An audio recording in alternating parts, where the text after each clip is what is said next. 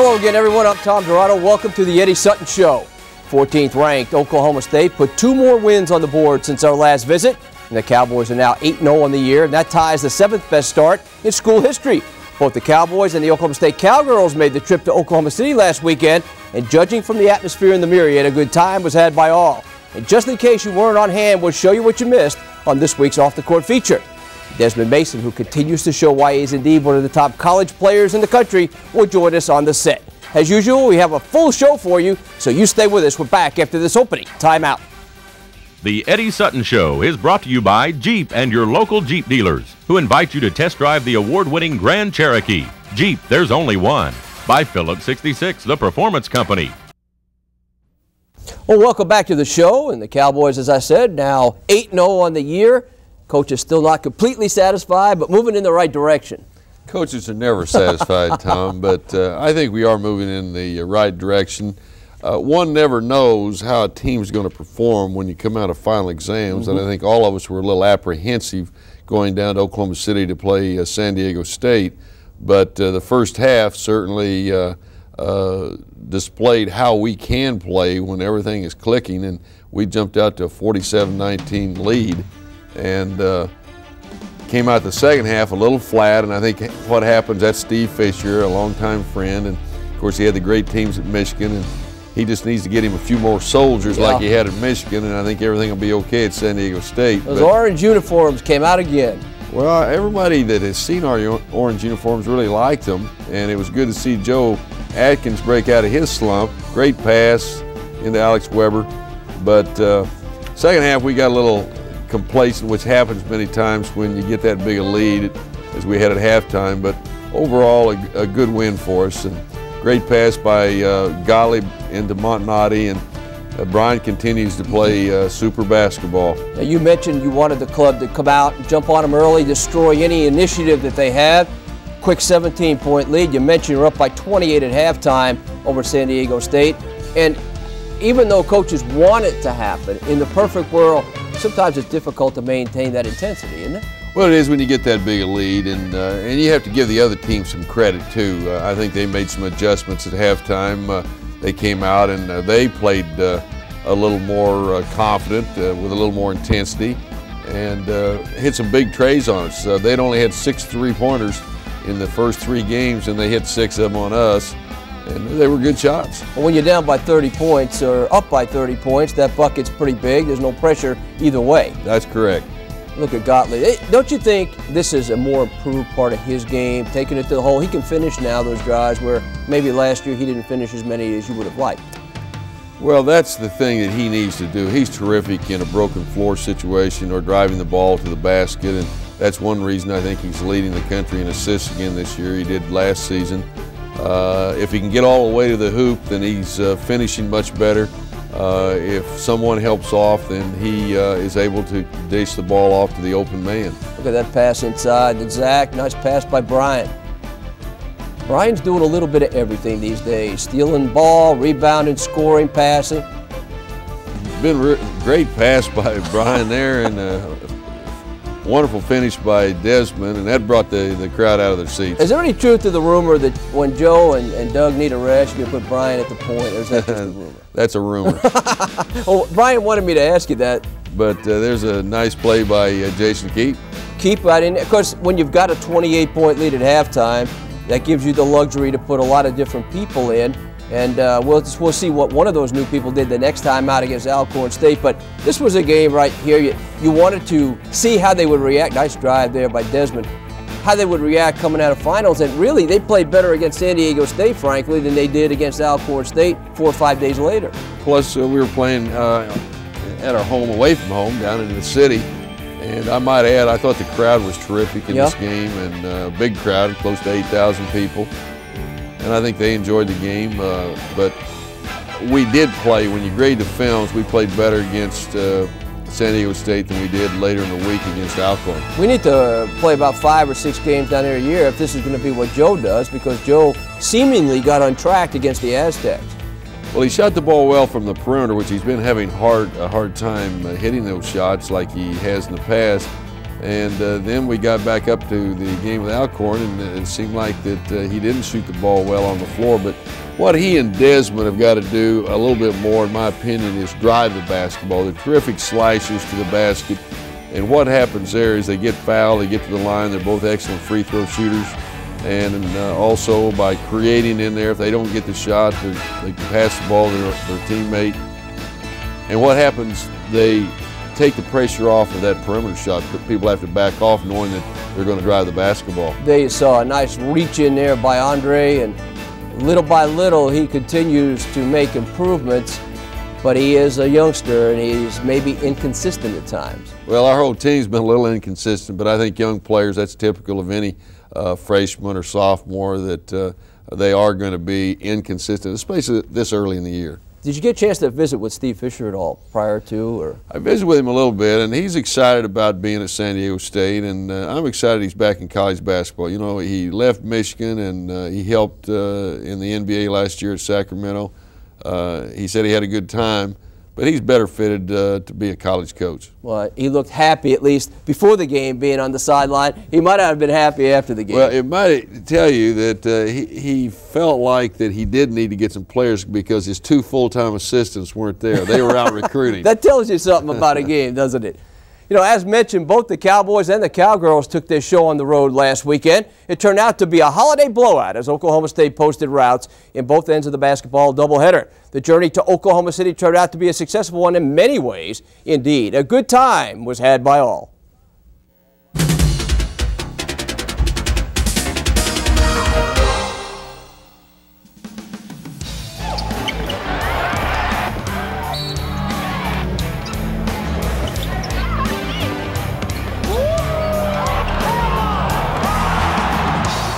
That was a great success. I know it's fun for us to be able to take that show on the road, so to speak. I think on the one hand it gives us the opportunity to see how precious Gallagher-Iba is to us. There's no place like home, but at the same time it gives us an opportunity to take what I think is probably the best kept secret around and showcase it a little bit more, give people the opportunity to see the Cowboys and the Cowgirls. Just not a whole lot of people get to do that very often, so I love doing it. Tons of orange. We love to see all that orange. Student athletes love seeing it. It's a visible show of support, and it definitely shows that our people are proud to wear orange and that they are behind us 110%. Oh, the crowd was wonderful. They were loud. They were happy to be there. You know, San Diego State is a program that's struggling a little bit right now, but even when the score was unbelievably spread out, the crowd was still into the game. They were excited to see them running up and down the court. And I think the excitement just to be able to see the Cowboys, and for that matter the Cowgirls too, was great. The crowd really liked it. I think anytime we can take our product on the road and expose more people in the state of Oklahoma to what we have to offer, that's a great thing, especially when it is a drive, and if we can allow them to only have to take a short drive to see us play, we like to be able to do that. I do know that with the beautiful new facility that we're going to be in, we want to try and stay as close to home as possible. However, anytime we can return the favor of our fans in Oklahoma City and Tulsa driving to Stillwater, we'd like to be able to do that. And commencement and graduation give us that opportunity to take our show on the road that weekend, and that usually coincides with a basketball game. I think the only thing that made me appreciate the smallness of Gallagher is I think I walked 5 miles around the Myriad on Sunday trying to get everybody taken care of and do all the troubleshooting. But it did give me a taste of what we're going to be working in the new arena with the size basically doubling. So I think the only problem was it's a big place to walk from one end to the other and try and take care of everybody's problems. So that was really about it as far as problems. I think the only thing lacking down there last Sunday afternoon was Santa Claus didn't show up. But he came up here, had him in Stillwater. But it's always good to go down there. You know, a lot of people in the Oklahoma City area and western Oklahoma don't get a chance to see our team play. So we had a lot of fans there that saw the Cowboys for the first time. Because we have done that on occasion, go to Tulsa, go to Oklahoma City. But as Kerry pointed out in the piece, it's a situation now when the new building is in effect. It doubles the attendance. So you know, it runs against taking it on the road, because we're going to have 13,000 people who can come up here and watch a game. You still may have the same problem we've been faced with. A lot of teams don't want to come into Stillwater. First of all, they fly into Tulsa, they fly into Oklahoma City, they have to make the trip on up here, and they might play us in either one of the cities and not come to our campus. So I think there's still a chance that we'll have to take some games off campus if we've got a quality opponent that will play us and won't come to Stillwater. Well, one team that came to Stillwater was Alcorn State a couple of nights later, and as you mentioned, not only was Santa Claus not in the Myriad, but Santa came to Gallagher-Iba Arena. Good-looking Santa. You know, and there's old Pistol Pete. Good-looking Santa. Santa bring you a present. He's going to bring you any presents this year, maybe. I don't know whether I've been a good boy or not. I will have to wait till Christmas morning, I guess. You might have to take a poll of some people to see, but you have to wait. But this was another game. Seemingly, we've talked about this all year. We jumped on the opponent, got a big lead, and then the second half was just kind of finish out the game. Well, Brian Montanati got us off going strong. I think he had 11 points and 5 rebounds at halftime, and we did play excellent defense in the first half. We got out 41-19 at halftime.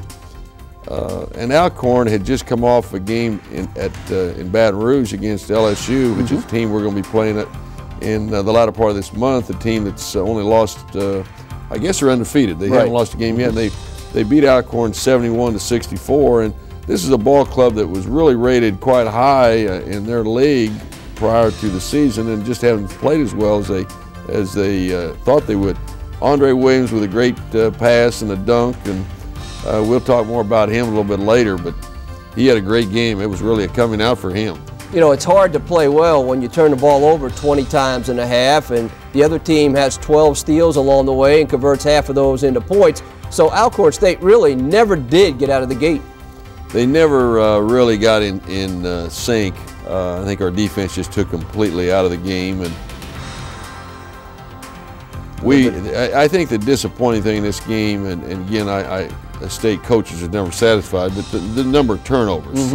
We had 23 turnovers, they had 28, so it was a pretty sloppy affair, but a lot of the turnovers were really unforced errors. They were just carelessness on our part. There's a good example of Gottlieb driving the middle, kicking off. Desmond converts the three-point shot. We're going to be talking to Desmond a little bit later on the show. We'll discuss that confidence he has in the three-point shot this year. It's one of the few times that they even tried. They just kept going inside, and you guys would not let the ball get in there. Here it comes. Uh-oh. Great pass by Desmond, and Andre flushed it down through the basket. Well, let me tell you, if there's anybody who knows where to put that ball for a flush down above the cylinder, it'd be Desmond Mason, because he's usually the recipient of that pass. That's true. And if we got a bunch of here's a big block. Andre had double figures in scoring and in rebounding. He also had 4 blocked shots in this game. He is a special player, no question. Got a chance to be a special player. He's still got a lot to learn, but he's has a lot of God-given talent. I know you use this phrase a lot with Desmond in his early career here at Oklahoma State, and I assume it applies to Andre to this point.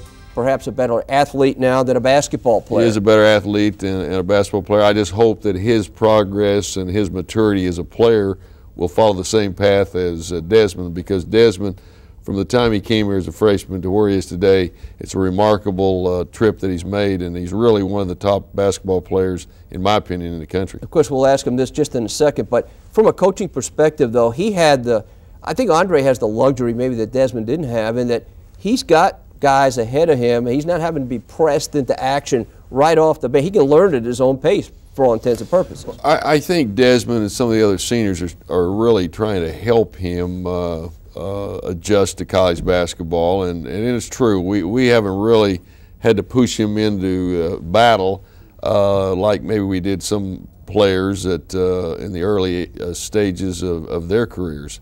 Desmond, I think, had to play a lot quicker than what we were expecting Andre to play. We're going to ask Desmond all these questions and a few more when he joins us on the Eddie Sutton Show. Don't go away.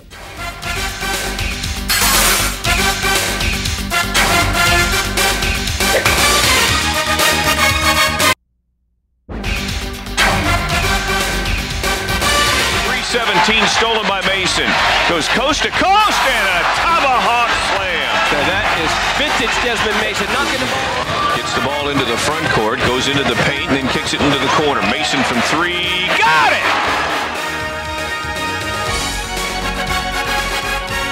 Welcome back to the show, and there you saw a couple of facets now of Desmond Mason's total game, and Mason appears that you may have saved the best for last. We're seeing the total package now. You know, I think right now just the way I'm playing is that it's more or less just having some confidence and believing in myself that I can knock down those open shots. My teammates are getting me open, and Doug's distributing the ball well, and you know, and just like I said, I've been working on my shot and things like that, and all I have to do is jump up and knock them down. You like that from the arc, don't you? He's worked extremely hard this summer on his perimeter game, and I think it really has shown up in these early season games. I think the one thing we keep encouraging him to do is to drive that basketball so you can get to the line, because he's going to get fouled, or when he gets in there, if someone drops off to help or give support, then he's a good passer. He'll get the ball to his teammate. So he has the complete game, and I think the other area that we depend on him to do a great job is at the defensive end. He's taken 2 or 3 people this year, and when we get in conference play, he's going to have to take maybe one of the top players in the other ball club and defend against him. Let's get away from the points, the rebounds, the assists, all that stuff, dunks. Let's talk about what we talked about on the post-game show after Alcorn State. This guy plays hard from start to finish, no matter what the point spread. Up by 2, up by 30, doesn't make any difference. Well, I think that's the biggest thing that impresses all of us, and I say all of us, fans, coaches, teammates, visiting coaches, is the intensity he plays the game. And that's the thing you and I are talking about. If we can get his teammates to play that hard all the time, then we're going to be a heck of a ball club. This is something, obviously, that you've developed over the years, and we've talked about this on a lot of interviews. It's something that you consciously do. I mean, you're out there to work from start to finish. You know, I mean, it's something I've done also in high school, and you know, just getting on the floor, getting after the ball, you know, doing whatever you can do to help the team, and you know, it carries over from practice also. I mean, I sacrifice my body in practice, diving on the floor, you know, taking charges, things like that. I mean, it just carries over to the game, and I mean, it's something I like to do. I mean, it doesn't matter. I mean, I get hurt every once in a while, but that's part of the game, you know. Great role model for his teammates, and you know, I want to throw this in because Desmond is blessed with a wonderful father, Johnny, who was a good player, you know, when he was young. And I think one of the things that his father is telling him, play the game as hard as you can play it. And I think that's been driven home, and as a result, I think that's why he does it. How's that artwork coming along, that art career? We haven't visited the last couple of years. We'll probably do something this year on the show, but how's that coming? It's coming well. You know, I'm just about finished. I'm going to get a degree in studio art, and you know, probably carry over into some graphic design or something like that. But it's going well right now. I finished up the semester strong, and you know, I'm just continuing to do it. I like doing it, and it just, you know, relaxes me. You got any pieces of art we can kind of preview on the show a little bit? I got a piece over there, actually. Okay, we'll take a look. I guarantee you in future weeks. Mace, thanks for coming down. Appreciate you, buddy. You're playing great basketball. We'll be back to wrap it all up after this timeout.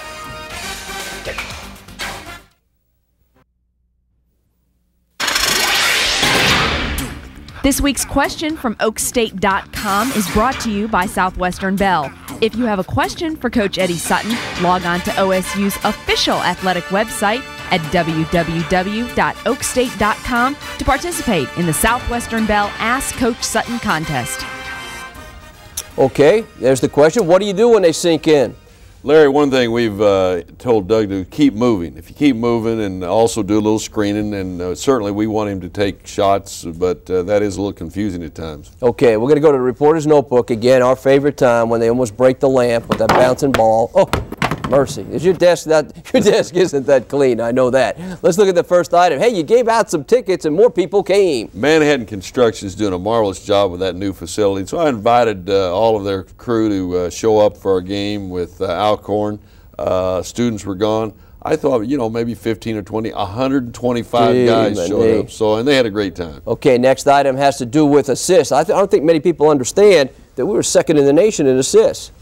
When you see that statistic, that means they're passing that ball around, they're team-oriented, they're giving the ball up to one of their teammates. I like that. All coaches do. No coach wants to even talk about polls this time of the year. Somebody has to be number 14. Well, we're happy to be there, and it brings a lot of prestige to our program and to all of our fans, gives them bragging rights. So I hope we keep winning. We'll stay there if we do. Tough games coming up, UNLV, University of Washington, LSU, And I guess this is a good time to wish you a happy holiday season. All of our great fans. I hope Santa Claus is good to you. Well, I hope it's good to you as well, and to you and your family. We appreciate you being with us this week. For Eddie Sutton, our entire crew here at Educational Television Services. Tom Dirato. Goodbye, everybody. The Eddie Sutton Show has been